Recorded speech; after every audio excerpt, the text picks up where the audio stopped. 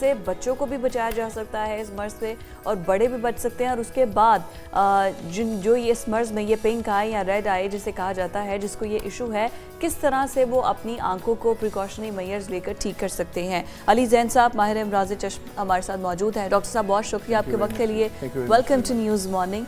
और मुझे ये बताइए कि अभी इतने ज़्यादा केसेस रिपोर्ट हो रही हैं तो क्या किया जाए ऐसा, और फिर उसके बाद जो इन्फेक्शन जिनकी आई इन्फेक्टेड हैं उसके बाद जाली किस्म के इंजेक्शंस मार्केट में आ गए हैं जिसकी वजह से आंखों की बिनाई कितने लोगों की चली गई है।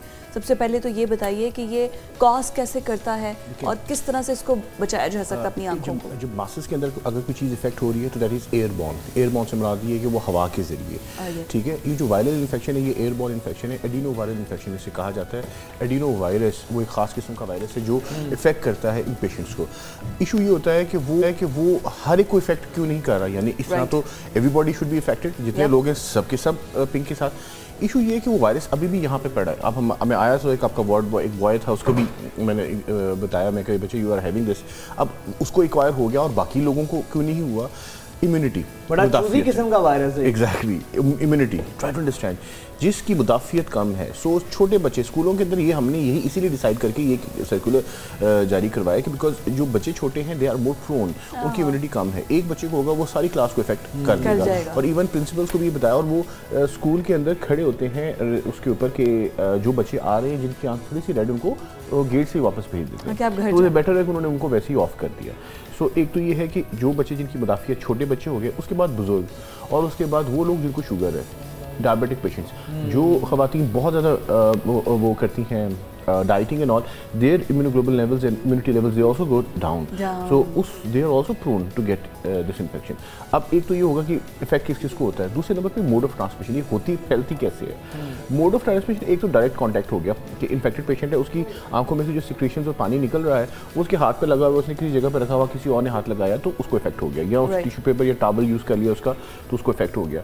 तीसरे नंबर के ऊपर सबसे इंपॉर्टेंट बात ये है कि उस एनवायरनमेंट के अंदर वो लोग कहते हैं आंखों में देखने से वो एग्जैक्टली मैं ये कह रही हूँ, ये जो ये आंखों में देखने से गेज साइटिंग है ना, ये एज सच डायरेक्ट रूट नहीं, बट होता क्या है कि वो अगर उसकी इम्यूनिटी कम है तो वो उस एनवायरनमेंट को कैचअप कर लेते हैं, तो उससे बेटर ही होता है। ये कैसे हो सकता है कि आंखों में देखने से, देखिए मैं क्या मोहब्बतें ट्रांसफर होती हैं, ये कहाँ पे आंखों में देखने से वायरस ट्रांसफर हो रहा है। ट्रांसफॉर्मेशन, बट होता ये वो देखिए वो एयर कहते हैं कि देखने से हो गया, वो होता ऐसा है कि वो एयरबॉर्न, हवा ऐसे उसकी इम्यूनिटी कम है तो उस वो एयरबॉर्न के अंदर उसको देखा और उसको वो हो गया, ठीक है।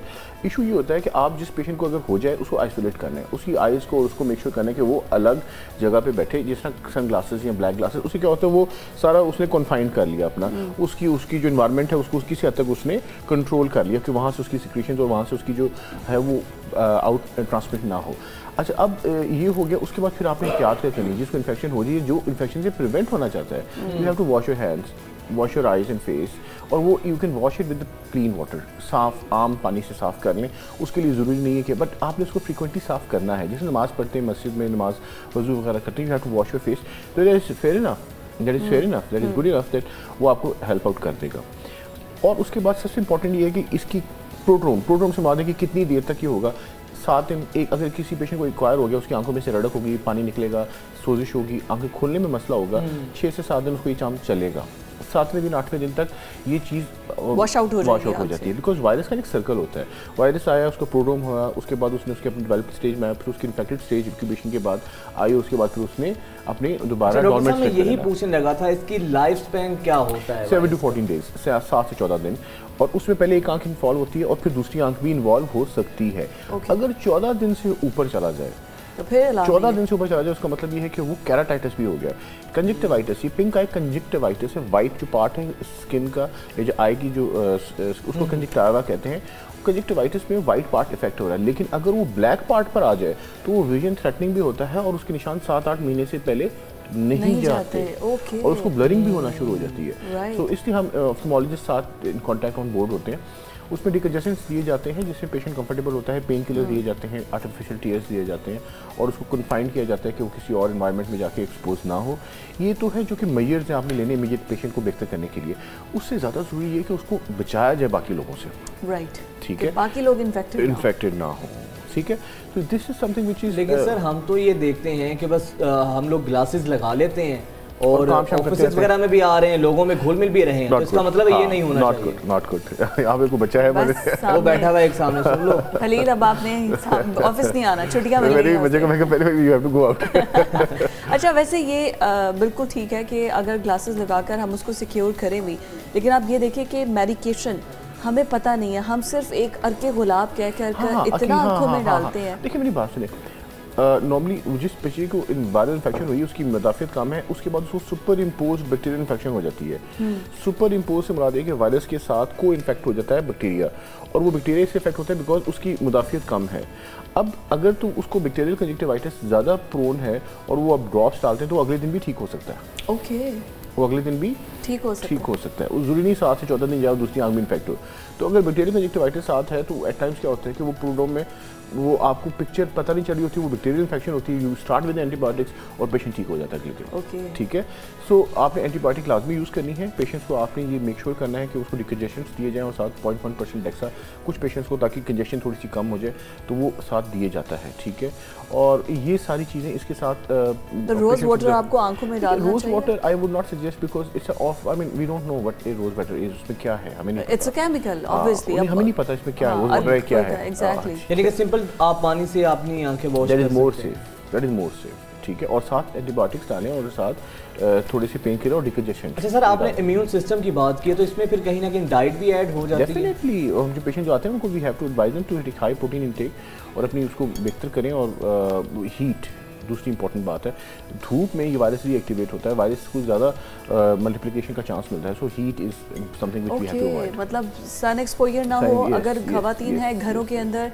तो चूल्हे के पास ना जाएं। और वो जो पेशेंट जिनकी आंखें थोड़ी सी कमजोर और सेंसिटिव होती हैं, दे आर मोर प्रोन, उनको जल्दी हो जाता है। थोड़ी देर अगर वो क्वारंटाइन हो भी जाए तो खैर है। हाँ, वो बेचारा वैसे क्वारंटाइन हो जाएगा जब उसकी आंखों में इतनी कंजेशन होगी और उसकी पेन होगी तो। अच्छा, ये जो आपने बात की ना, हमारे व्यूवर्स के लिए भी बहुत अहम है कि हम लोग ग्लासेस लगा के समझते हैं हमारा काम पूरा है, हम अपने रूटीन से अपने सर्कल्स लाइफ के उसमें चलाते रहते हैं, बाहर भी फिरते हैं, तो ये ज़रूरी एहतियात है कि अगर आप कोई है, आप 2-4 दिन छुट्टियां लेके घर बैठ जाएं, इससे बाकी लोग भी इफेक्ट हो सकते हैं।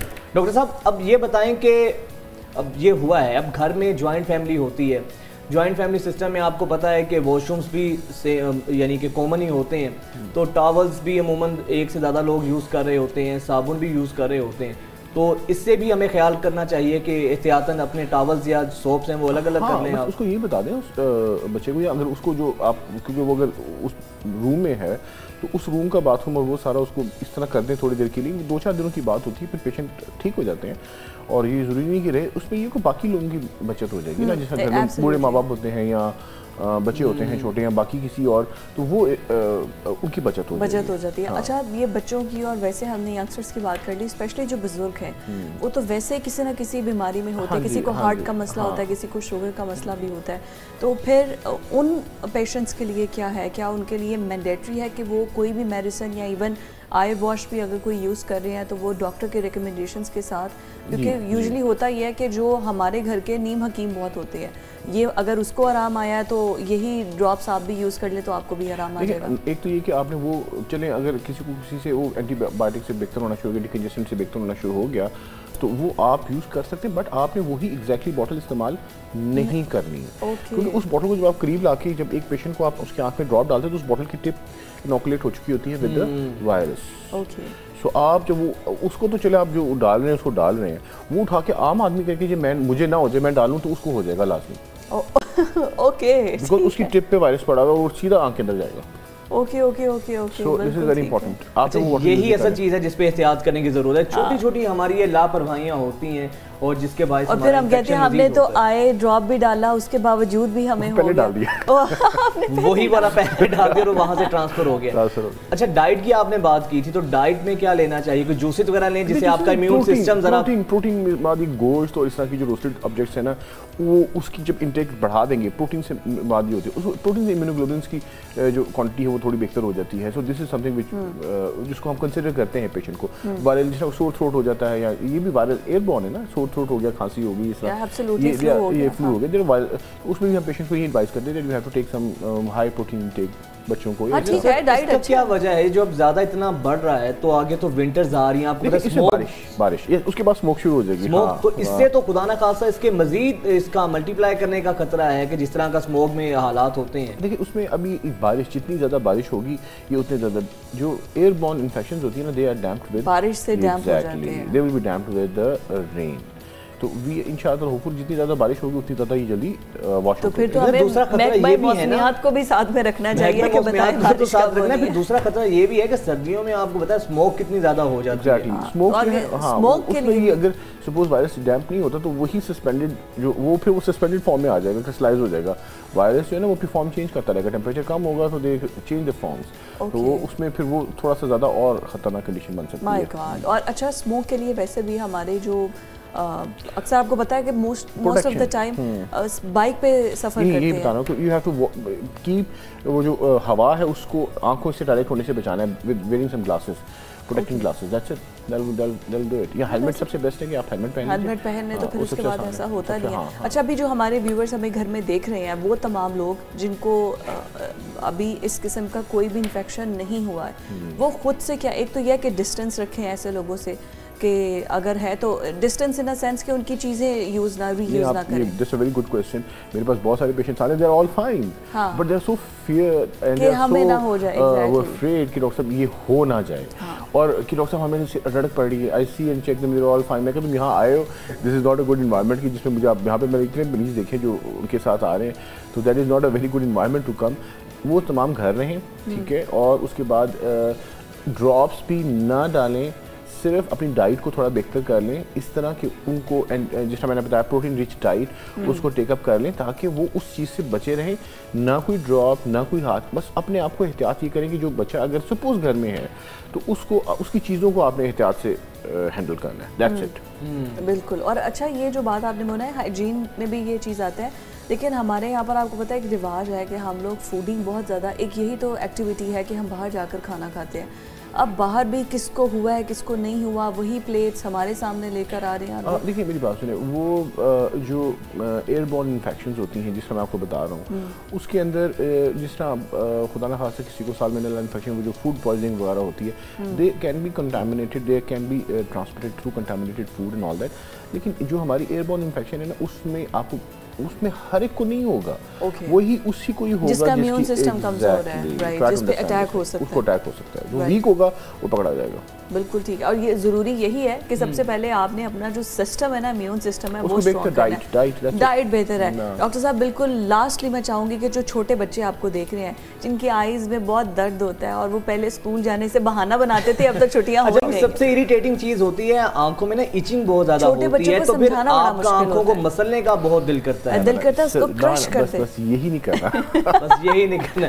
सर बहुत शुक्रिया डॉक्टर साहब, बहुत शुक्रिया आपके वक्त का। तो आज के सेगमेंट का मकसद सिर्फ ये नहीं है कि हम, इसका मकसद यही है कि कुछ अवेयरनेस दें, और अगर आप लोग घर में हैं, जॉइंट फैमिली में हैं, तो एहतियात करें। अगर कोई एक शख्स भी इसमें मुब्तला है, इस बीमारी में, इस इन्फेक्शन में, तो आपको ये चाहिए कि उसको थोड़ी देर के लिए क्वारंटीन कर दें। टावल सोप्स जो है ना, उनसे ज़रा डिस्टेंस रख लें, आप अपनी चीज़ें खुद यूज़ करें और दूसरे की रीयूज़ ना करें। ब्रेक के बाद